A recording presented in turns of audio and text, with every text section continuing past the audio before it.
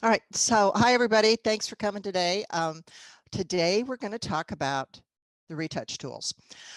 Two of the things I like to do in Photoshop the most are retouching and composites, and they kind of go together. So I'm going to show you how to use the retouching tools. They have some new ones, they have some fun ones, and I'm going to start by opening up a couple of images. Oh, come on. Okay. Okay, so the first is, well, first of all, over here on your toolbar, when you get down to what looks like a Band-Aid with a little circle around it, it's the spot healing brush. The letter J will take you to the retouch tools. These are just part of them as far as I'm concerned, but these are the beginning of them. And the first is the spot healing brush tool. So I'm going to start there. One thing about a lot of the retouch tools is they allow you to work on a blank layer. Some of them do, some of them don't. The spot healing brush tool does not. So because it doesn't, I'm going to go ahead and make a duplicate of that layer. So we're working on something different. And most of the tools in the retouching group are brushes. So when you select a tool, you up on your options bar, you will get the options available for that tool. And almost always they are a brush. You go to this little icon here that has a little circle, and there's your brush. You can choose the hardness and the size. You can also control that with your bracket keys. On your keyboard, your right bracket key makes it bigger, your left makes it smaller.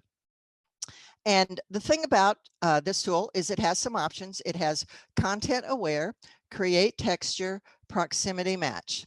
I don't know why you would ever use these two, because once content aware became available, it's just kind of blown it all away. You do have the option to sample all layers. It does not say visible layers, but it means visible layers. I'm going to go ahead and turn my background layer off. Now, this is Martha, and Martha has a boo-boo on her nose. So this brush is way too big. Generally, when you're using the spot healing brush, you want to make the brush just a little bigger than the spot you are trying to fix. Now, if you are like in this area where we're fixing this spot, this is where you want to decide what brush you choose. Is it going to be hard or soft? Does it have to have a hard edge on it or a soft edge? The soft edge will give you a lot more blending than a hard edge, but sometimes you need a hard edge. So I'm going to go for something softer. And then you just click and kind of go over the boo-boo, and it is gone. And content aware works great. Now you could work your way through this whole image. It was really designed for just little spots, and you could work your way through this whole image. I don't necessarily think I would. She is the age she is, and you don't want to change her completely. She'd like to look a little better, and taking that big boo-boo off her nose is a big one. So it's the spot healing tool. Because it uses content aware, you don't have to do any sampling. You just have to, like I said, hold it down, kind of draw over it, and it will take care of it for you. Now I'm going to show you another one, which is also the spot healing tool. And again, I'm going to make a duplicate layer because this does not work on its own layer. And the same thing will work here. You just kind of go over her spots. Now this image needs a whole lot more help than just spot healing, but that's basically how it works. Now, if I wanted to, I'm going to go back to her. I can try to use spot healing to take care of this wrinkle. Sometimes this works great, sometimes not so much. So I'm going to show you how it works right now. I'm going to make my size bigger. I'm going to make it a lot softer. And when you press your cursor down, it makes this big black image and kind of freaks you out. but just go ahead and draw over it and then let go and let content aware try to fix it. Sometimes it fixes it well. This didn't do bad. That did pretty well. There's a this little line right here. You could leave it. It could be a natural wrinkle. It makes that other wrinkle look ever so much better. So you have before and you have after. And like I said, sometimes the spot healing brush does a great job and sometimes it doesn't do well at all. We'll try another one. We're going to do this right here.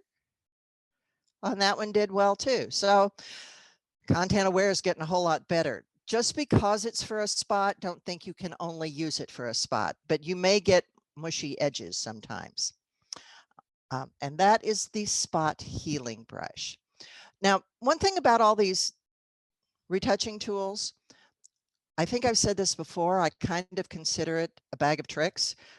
Remember that old cartoon where Felix the cat had his bag of tricks and he'd pull out different things to help him do the job he needed to do? That's kind of what your retouching tools do. They are your bag of tricks, and you may use several of these to fix things.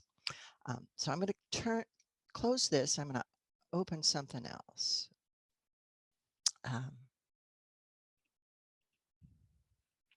Okay. So the next tool in our bag of tricks is the healing brush tool. And again, it is a brush, just like all the other, or a lot of the other tools. Up here on top, we have our hardness, our size. We also can do sampled or pattern. Again, I don't know why you'd ever do pattern. You can also sample the current layer and below, just the current layer and below, or all layers. So when you have a dialog box like this is telling you that you can apply changes on a blank layer. So let's do that. Let's go over and add a blank layer. And my sampling is set to current and below. I'm going to zoom in here. Now this brush is a little big. I like to keep my brushes about the size of the area I'm going to cover. Now the difference with the healing brush is it works a lot like the clone stamp in that you must sample another area. You must tell Photoshop where you get the content that you're covering up with. The beauty of both these tools, the healing brush and the clone stamp, is that you not only get texture, color, you get texture, and that can be big. Because of that, when you are retouching, it's wise to choose an area close to the area you want to retouch. If I retouch this area here from over here or down here, I'm going to pick up color that's going to look weird. So I want to retouch kind of close. Sometimes you can retouch in a single line. Sometimes you need to work it. I generally tend to work mine. So again, I want a soft brush. When I get to my image, I kind of prefer to use my bracket keys because then I can judge better. So I'm going to hold down my Option key or your Alt key on Windows, and it's going to give you a target. And this target says, this is the area I am going to target for content that I'm going to cover up with. So I'm going to click once, nothing happens. And then I'm just going to start to draw. Now you can see my brush shows a little preview of what it's going to look like. And I think it needs to be bigger. So I'm going to make it a little bigger. And now I'm just going to draw over it.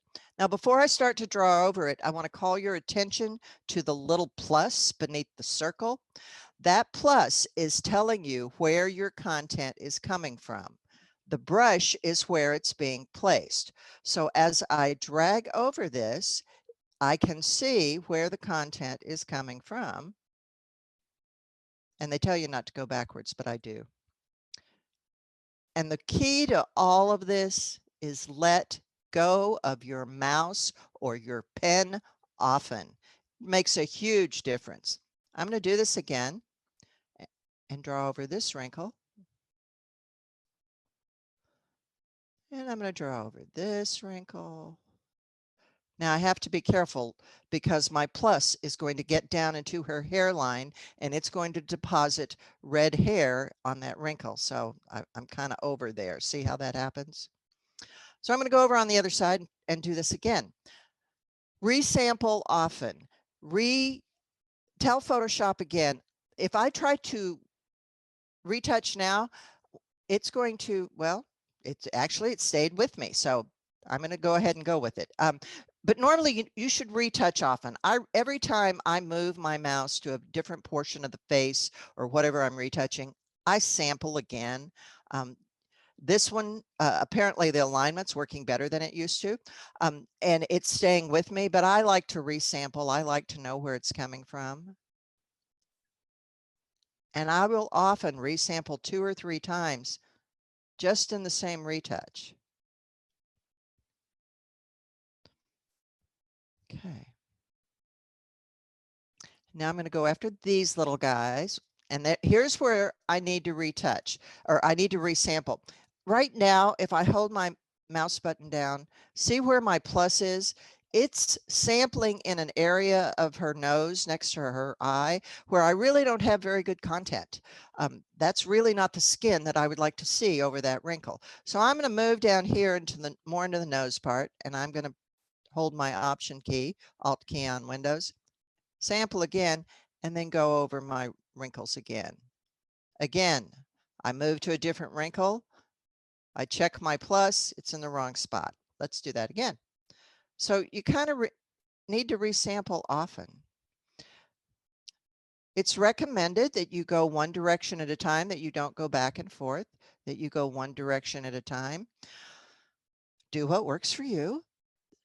I tend to, especially when I forget and I start drawing, I will tend to go back and forth. So like I said, do what works for you. So here we have our friend. And here we have before. And we have after. Now the thing about after is she looks really nice. But she's going to look at that and say, yeah, I look great, but that's not really me. That was me 10 years ago. So because we have this correction, this adjustment, retouching on its own layer, we have the ability to reduce the opacity and reduce it down and just let the hint of those wrinkles return. And now she looks more like herself. So now we have before and we have after. Healing brush works for a lot of things. Works for a line in a sky. In fact, I think I have, yeah. Oh, we're going to do that with the clone tool, but I'll show it to you anyway. Here I have great little church, terrible, terrible lines in the sky. Let me make a new blank layer. And I still have my healing brush tool. I want you to notice that my healing brush is currently sampling from this image and not in this image. You can sample on a blank layer from image to image, clone from image to image, or sample from image to image with this tool. So that's a subject for another time. So what I'm going to do is I'm going to resample in here. I'm going to click once, and I'm going to make my brush bigger. I'm going to do that again. Okay. And you could conceivably use your healing brush tool to get rid of a line if you needed to. It's not too bad. It's a little smudgy on each end. So you can use it for a lot of things, as well as some of the other tools I'm going to show you. We'll come back to this one. But that's the healing brush tool. See, it's still sampling from my other image. Very cool.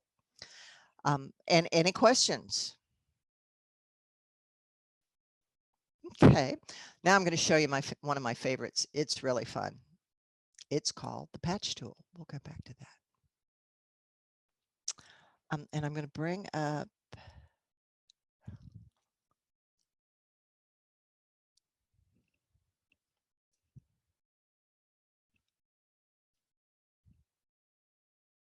Okay.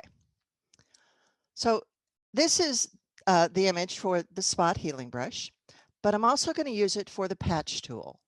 So let's go over here to the patch tool.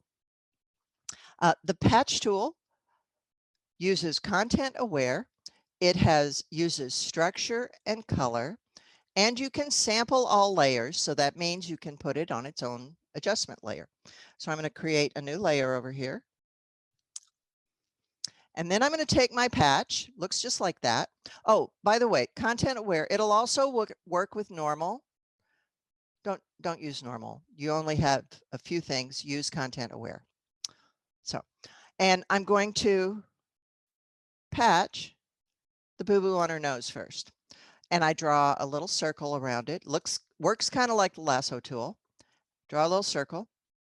Put your tool inside the selection and then drag it over to the area that you want to fill with. And when you do that, it will do a content aware thing and make it better. Now this, I think, is a little smudgy. And when it's smudgy, while you still have your selection, you can go up here to structure and to color, and you can start to modify that. So I'm going to I should have started by bringing these down to 0 to begin with, or to the lowest ones to begin with. That changed it a little. And it's not really changing it all that much. But this is how you control it. Let me show you this one. Now on this, I'd like to get rid of that tag. So I'm going to draw that circle around the tag. And then I'm just going to drag it over here.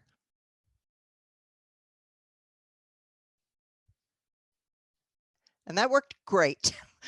The main reason it worked so well is because of the pattern in her top. That worked extremely well. The other reason it works so well is we are focusing on her pretty face and not on her shirt. But now we don't have that big old tag just drawing your eye to that big white space on her shoulder. You're more inclined to look at her face. So I love the patch tool. It can be amazing sometimes. Let's go over here. So I want to get rid of this. So I'm going to, first, I'm going to make a new layer. And then I'm going to make a selection. One thing I should point out, you can make a selection with anything. You can make it with any selection tool, with the lasso tool, with the magic wand tool. All you have to have is a selection. Once you have a selection, you can go and choose the patch tool and put your patch tool inside the selection. So let me demonstrate. I have a rectangular marquee here. And I'm going to go get my patch tool. And now that I have the patch tool selected, once I'm inside, let's do this. Then I can move my selection. Now, what I liked about this is I can see where to line this up so that I can really do a quick patch on the dress. Now, yeah, see how it's really smudgy down there. So let's play with our structure. I'm going to bring it up to 4. That got better. Let's go to color. Bring it up to 4. Ooh, I'm going to hide my selection by doing Command or Control H, just so I can see how it looks, and it actually looks good enough to me. And I'm going to deselect. And here is before and then after. So patch tool can really help you. One more. Some of you, if you've taken my class, you may have seen this. So we want to get rid of this, and this is a mess too. But this is the bride and her maid of honor, and she wanted this picture. So mom wasn't thrilled about the tattoo. So let's give this a blank layer. And I'm going to use the patch tool to go around the tattoo first. And I went pretty close, but you don't really have to. And I'm going to drag this over here. Voila. Now this is a bigger mess. And we have stuff going on here that you don't really notice until you're doing this kind of work. The one thing I would do for this first is I would crop it and get rid of a bunch of that stuff so that it makes it easier. Ooh, better. You have less stuff to deal with. So I'm going to go back. I'm going to do another layer. This is my tattoo layer. This is this layer. And I'm going to go and get my patch tool. And I'm going to try this again. Okay. Sometimes when you're doing retouching, you do it in sections. You have to attack the work in different ways to get the end result. I'm going to deal with this thing, this big flash in the window that happened, deal with that first, and then I'll go back and deal with all the other debris in this image. So I want to make a selection of this.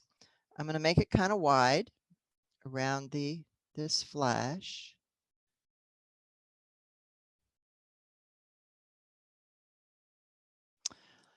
Yeah, and this, again, I want to drag it all the way down. Now I'm going to drag this up her hairline. What I'd like to do is replace that with her actual hair if I can. And that's smudgy. I'm going to bring this up to 4. Ooh, needs to be more. 6. 6 is better. 7.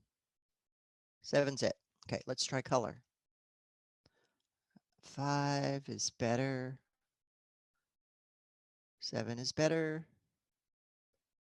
Ooh, 10 is really good. Okay. Now this part is holy. I can also do this part. I think it will be okay with the smudge tool, or I'm sorry, the patch tool.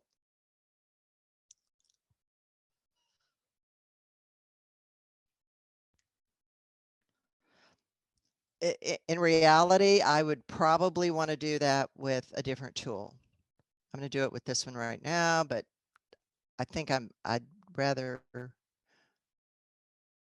that's not too bad. Except I have my structure and my color all the way up, and that doesn't look that great. Actually, that looks better. I'm always surprised at how much structure and color can make a difference. And I can almost live with that. Hopefully, yeah, I think I can live with that. Well, not too bad. Now, all this other stuff in here, I could spend time with my patch tool or with the clone tool or with a lot of other things. But you know what I'd really rather do is just kind of paint it out. So I'm going to get another blank layer. I'm going to go get my brush. And I'm going to come over to my brush to this area, and I'm going to sample the color in this area.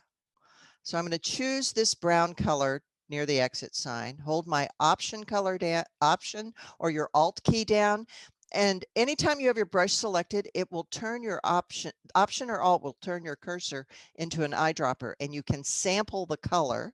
When I click once here, my foreground color will change. Yeah, change to whatever color I sampled. Okay. Now my brush is kind of big, so you can choose your brush from here. I find a lot of people, when they start using brushes, they click on this little folder for brush settings. And this really confuses people. I wish Adobe would change this part. What you really want, you don't want the brush settings, you want the brushes. And you can also access them from under this little icon here, or you can access them from here. I like them here because they don't take up as much screen real estate. And I'm going to choose a soft round brush. And I want you to notice the options up here. First of all, craziness, you have blending modes with brushes. This has so much potential. Again, a subject for another time. But we have opacity and we have flow. The defaults are 100% for both. But whenever I'm retouching, yeah, whenever I'm doing a lot of things, I like to keep my opacity low. It's currently at about 40%. I keep my flow between 25 to 50%. Opacity is how transparent it is. Flow is think of it like a water hose, how fast the medium comes out of the hose. So in this case, how fast the ink comes out. And it just gives you more control. If you're drawing, you might want to consider smoothing. Smoothing drives me crazy, so I turn it off. And so I'm going to go back over here. I'm going to make my brush a little smaller, and I'm just going to start painting out at 40, at a very low opacity, painting out the debris in the background here. And because we're not going to be here all day, I'm going to move it up a little bit there. Even though my opacity is at 100% with my flow at about 25%, I can get, kind of a nice even flow over that area.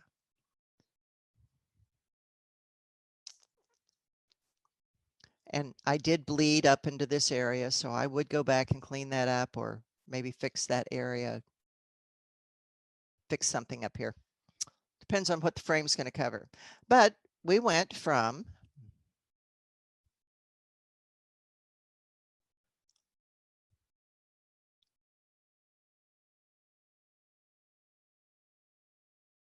this is the before,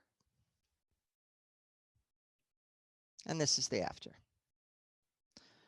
That was just a little bit of retouching. I believe when I did this for my daughter, I went in and I got rid of the party stuff going on, so that it was a sweet picture of her and her friend.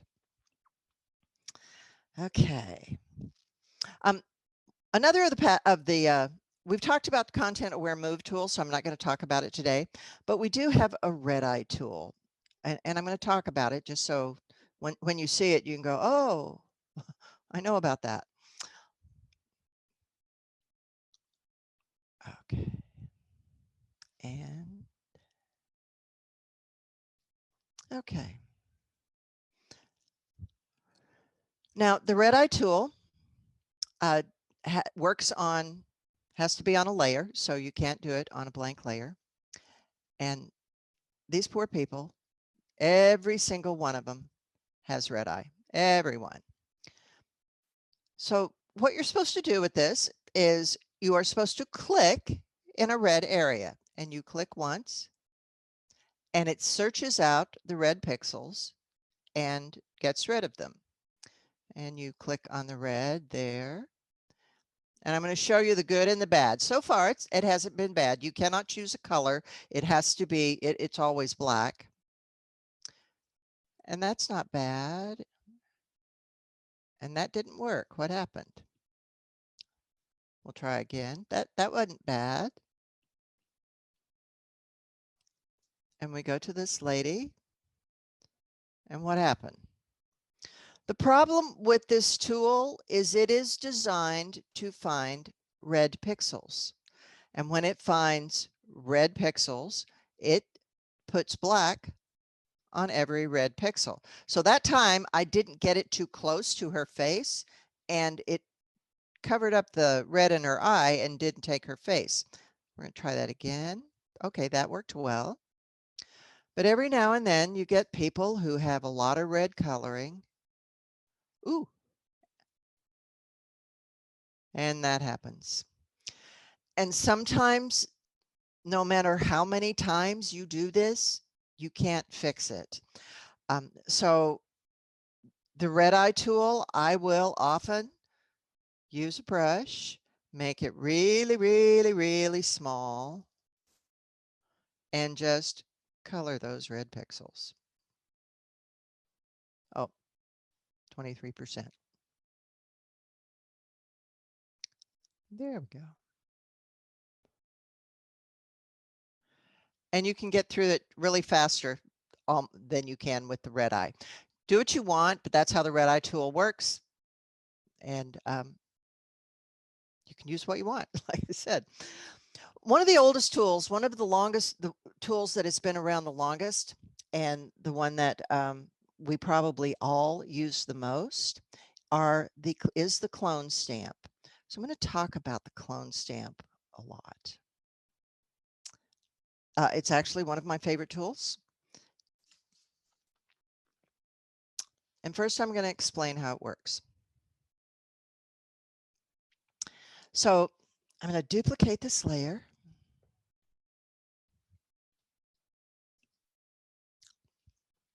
And it looks like a rubber stamp. It's referred to as the clone stamp. And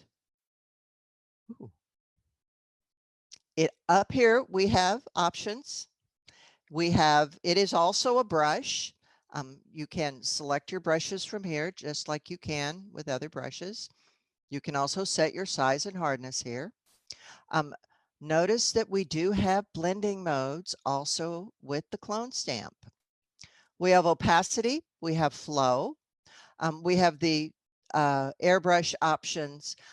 We also are able to sample the current layer, current and below, and all layers. So that means I can do this on a blank layer. So I want to do this on a blank layer.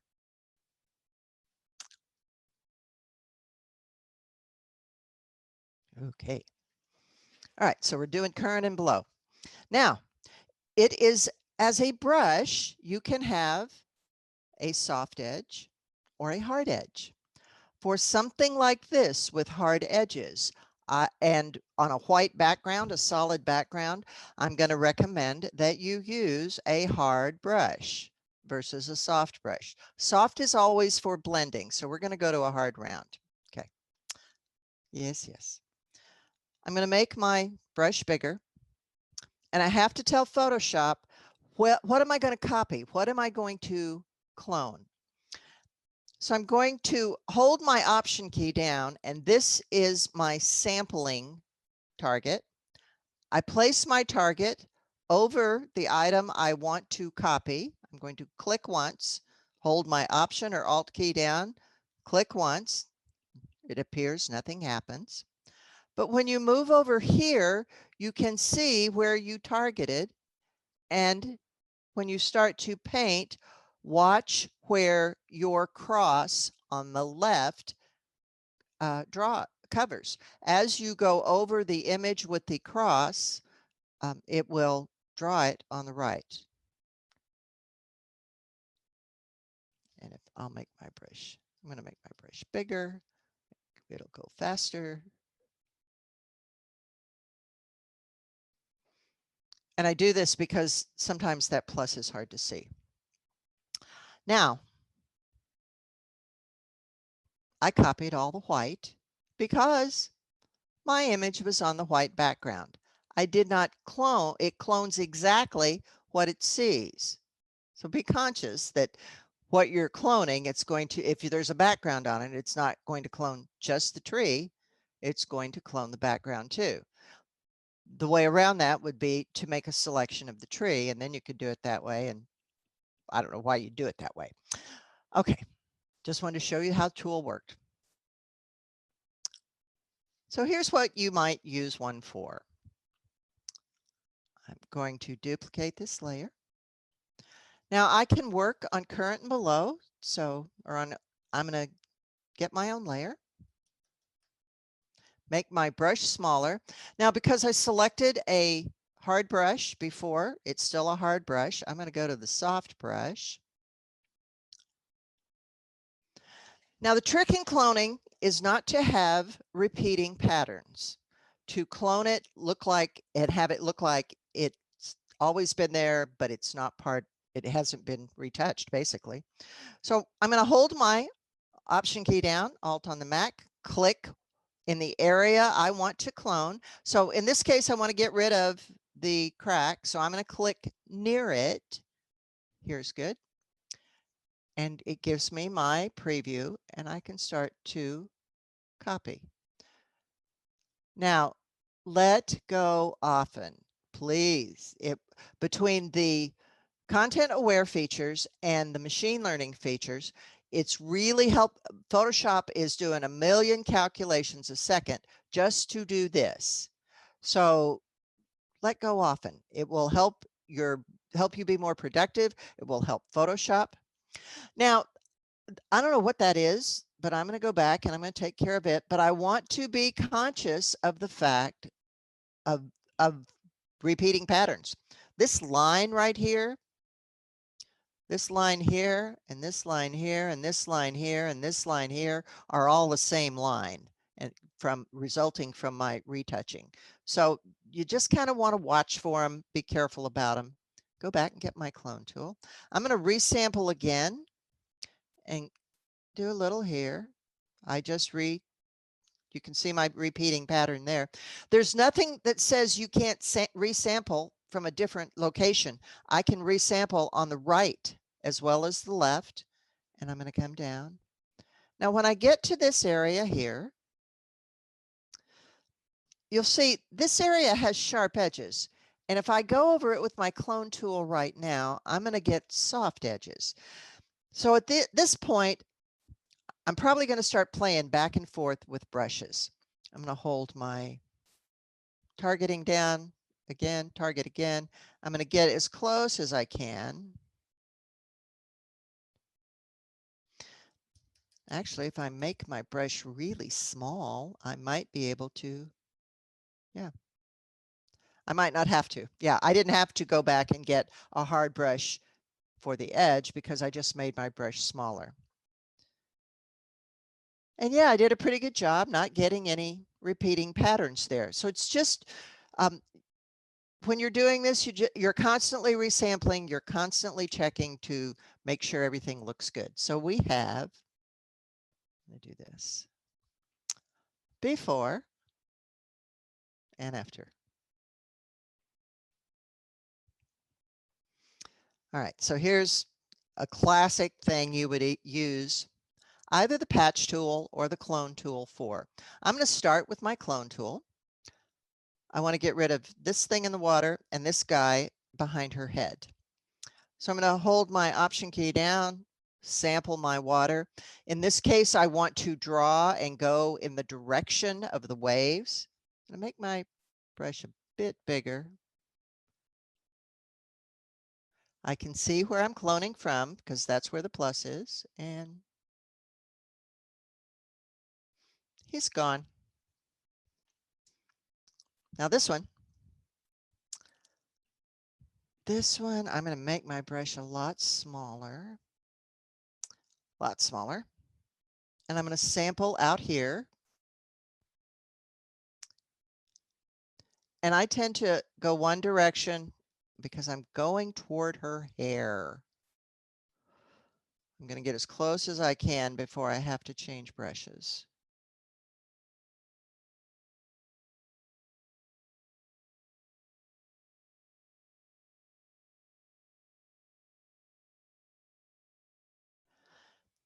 I know I've said this before, but this is slow work. It takes a long time. And I'm working at 100% opacity, 100% flow. I would normally not. I also screwed up and I'm working on my background. So these things happen. Okay, I need a hard brush. And I'm going to make it really small because I just want to go down the edge of her hair. So I'm going to sample over here and go right down the edge.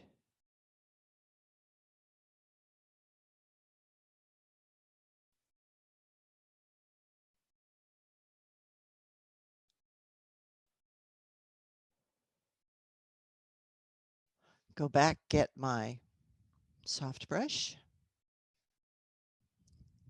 make it a little bigger, and then I can really clean it up without worrying about how that edge is going to be soft when her hair is there.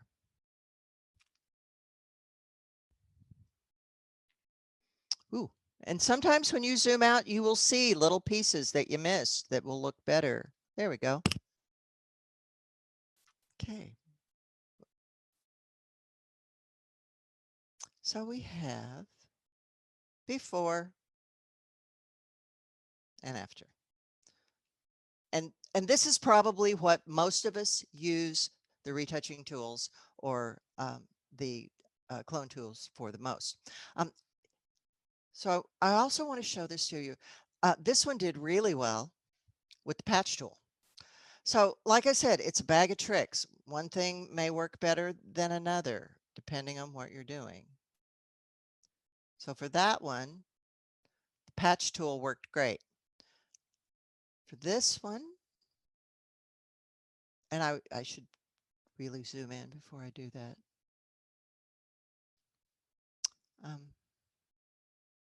Ooh, again, very smudgy. Let's try structure. Much better. Let's try a little more. It's not getting better. Let's try color. That's not good. That's a little better. Well, that's terrible. So you never know. Okay, color at 2. What about color? Well, that was better. Color at 0 was better. So you try, actually, I'm going to go in and patch it again. Yeah, I think the cloning did better. So you can do this all day, over and over and over. This church, you could use, this is something you would require a whole bag of tricks for, just to get rid of those lines. And I really want to show you Liquify, so I'm not going to show you that today. So let's go to Liquify. Liquify has gone through some major updates, and it is really awesome. Okay.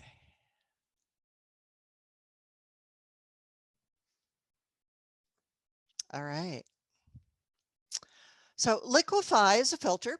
It has its own panel. So we're going to go up to filter. Well, first we're going to make a duplicate. Command J. Now we're going to go to filter and we're going to say Liquify. Now, Liquify has a bunch of funky filters here. Most of them you will never use. The ones you'll use the most will be the forward warp tool. You may use the reconstruct tool, and maybe the smoothing tool. All these, the twirl, pucker, bloat, push left. I haven't used these, but maybe once or twice. They have some new tools. They have the freeze mask tool and the thaw mask, and then they have the face tool. But we're going to start with the forward warp. So the trick with this tool is tiny movements, tiny movements. So we'd like to get rid of that little pooch right there. So what we do is you hold your mouse button down. It is a brush.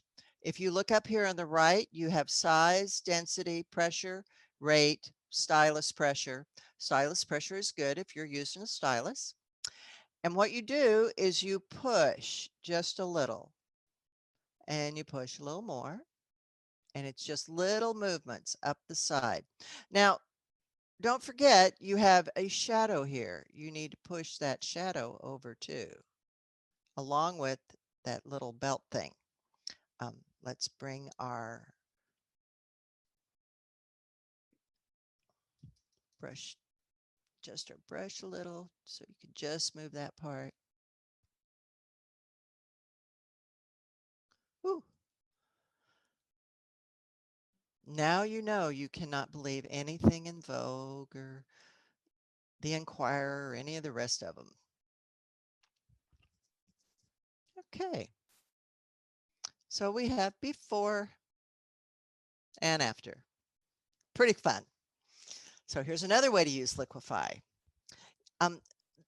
One of the more recent, it was either this version or the version before, they added facial Liquify to this feature, and it is unbelievable. You're going to have a great time with it.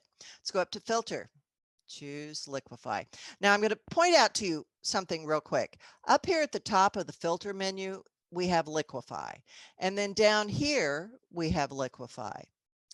This area right here is always the last filter used.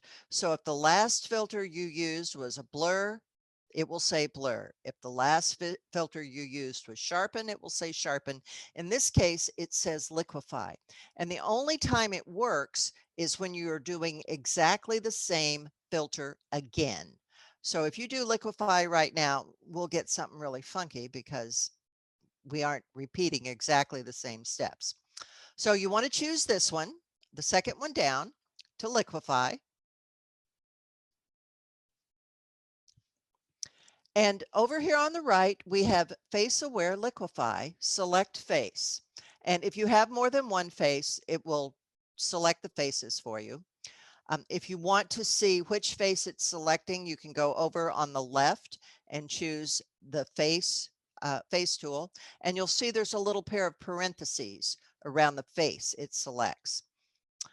And you have, first of all, you have your eyes, and you can make them bigger, smaller, or bigger. Either one, right or left. You can make them wider or not. You can change the eye width. You can change the eye tilt.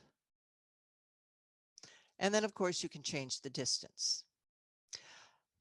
We have nose height, width. With the mouth, we can do smile or not. We'll do smile. You can adjust the upper lip or not. Lower lip. So you can have a tremendous amount of fun, but you can also do a tremendous amount of retouching with all of these. So I'm not really sure what changes I make, but there's before and there's after. Hardly looks like the same person. She looks a little funny. Okay, let me show you a practical application for this. So here we have, every time I take a picture of this gal, her eyes always look like this. I don't know why, and I don't know if it's just me, but they always look like this. So let me duplicate that. I'm going to go to filter, and I'm going to say liquify again. Now, when I mouse over these faces, you can see I get the parentheses. And if I click over here, there's a little mask or a little selection around this. I can adjust it here. I can adjust it a little here. I prefer to use the sliders. But what I want to do is I want to go to her eyes, and I want to increase her eye height. And I want to increase her other eye height. And that helps. My friend over here, they have decided she is face 1. I am going to make her face width a little thinner, just a little, and maybe her jawline a little thinner. And I'm going to say okay. And so now we have before and after. But you know what? I'd really like for her eyes to be a little more open. So let's go back to filter. Now I can repeat this liquify. I want to do all the same things. I want to make the lady on the left, her eyes open more, the lady on the right, thinner up a little bit, exactly the same. So I can choose the one at the top that says liquify. And now we have before and after. Okay. Here's another one that's very fun. So these are two very good friends of mine. They are both named Debi. I have a lot of trouble remembering their names, you know. Okay, so what we want to do is I want to bring her forehead down. So let's go to filter and choose liquify. Now, the thing about this image is if I go over to her forehead and start to bring her forehead down, it will, or up, it will often affect the eyes. And I don't want to do that. If I'm going to be doing this, see how when I do this, it can affect other things. So what I'm going to do is I'm going to go over here and I'm going to get the freeze, and I am going to freeze her eyes. And I'm going to freeze her ear right there. And then I'm going to go get my push tool. And when I push this, especially around here, even if I want to push her hair in a little. Now when I push this over near her eyes don't move. They're all frozen. Whoop. Like I said, little movements, big movements will make you have to do it again. And when you're done, you can either just say okay, or you can go in and you can unfreeze it. Sometimes you have other adjustments you want to make. Now if I go, let's see, this is what face? This is face 1. I'm going to make her jawline a little thinner. And then I'm going to go to face 2 and do the same thing for her. If you do this for all your friends, they love you forever. I'm going to say okay. Whoops. See, I forget to do this.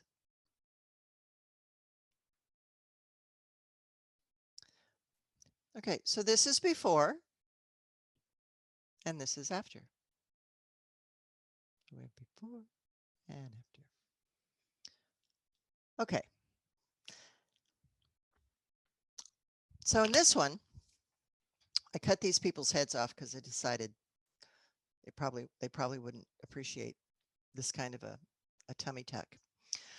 What I want to do is I'm going to duplicate this, Command J, and I want to kind of give her a little tummy tuck there. You know, she was just standing the wrong way, and it's not real flattering. So let's make her look better. Again, Liquify.